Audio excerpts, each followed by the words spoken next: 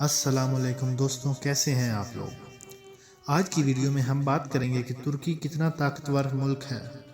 Video میں آگے جانے سے پہلے اگر آپ ہمارے چینل انسنی تاریخ پر نئے ہیں تو ہمارے چینل کو سبسکرائب کریں، ویڈیو اچھی لگی تو لائک کریں اور دوستوں کے ساتھ شیئر کرنا مت بھولیں۔ ناظرین، اسلامی دنیا میں اگر کوئی ایک ملک امریکی بالادستی کو چیلنج کرتا ہے تو وہ ترکی ہے۔ اس کی ایک مثال حال ہی میں دیکھنے کو آئی جب امریکہ نے اسرائیل میں اپنا سفارتخانہ بیت المقدس منتقل کرنے کا عمل شروع کیا تو ترکی نے اسرائیل سے سفارتی تعلقات توڑ دیے۔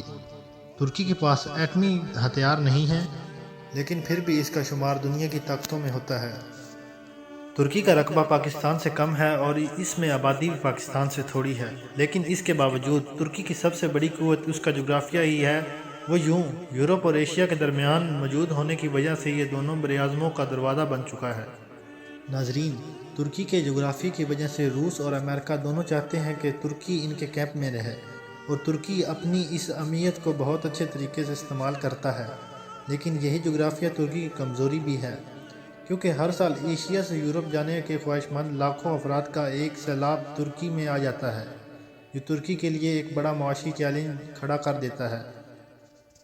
یورپ سمجھتا ہے کہ ترکی ایسے تارکین وطن کو روکے گا، جبکہ ترکی ایسا کوئی کام نہیں کرتا۔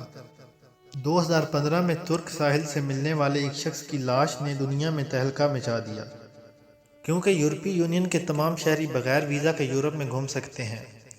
اگر ترکی یورپی یونین کا رکن بنتا ہے تو ہر سال ایشیا سے آنے والے لاکھوں تارکین وطن بھی آسانی سے یورپ داخل ہو سکتے ہیں۔ اس وجہ سے ترکی کی کوششوں کے باوجود یورپی یونین اس کو اپنا رکن نہیں بنا رہی۔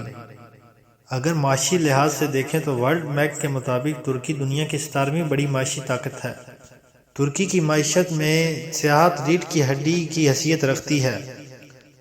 ہر سال 70 لاکھ سیاح ترکی کا وزٹ کرتے ہیں۔ اس کے علاوہ ترکی میں ٹیکسٹائل نے بھی بہت ترقی کی ہے۔ فوج کے لحاظ سے بھی ترکی اہمیت کا حامل ملک ہے۔ ترکی کے پاس دنیا کی 8ویں سب سے مضبوط فوجی قوت ہے۔ کوئی بھی ترکی کو فوجی طاقت ہونے کی وجہ سے نقصان نہیں پہنچا سکتا۔ اگر کوئی ایسا کرتا ہے تو اسے مغربی اقوام سے بھی لڑنا پڑے گا۔ ترکی کے پاس 1,18,000 لڑاکا طیارے بھی ہیں۔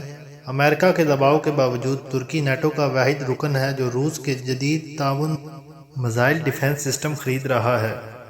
جب امریکہ نے مقبوضہ بیت المقدس کو اسرائیل کا دارالحکومت تسلیم کیا تو ترکی کے صدر طیب اردگان نے اسلامی ممالک کا اجلاس بلا کر بیت المقدس کو فلسطین کا دارالحکومت قرار دے دیا۔ ترکی کے اس اقدام سے مسلمانوں کے دل جیت لیے۔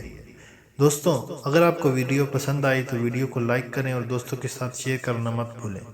اس طرح کی اور ویڈیو دیکھنے کے لیے ہمارا چینل انسنی تاریخ کو سبسکرائب کریں۔ شکریہ۔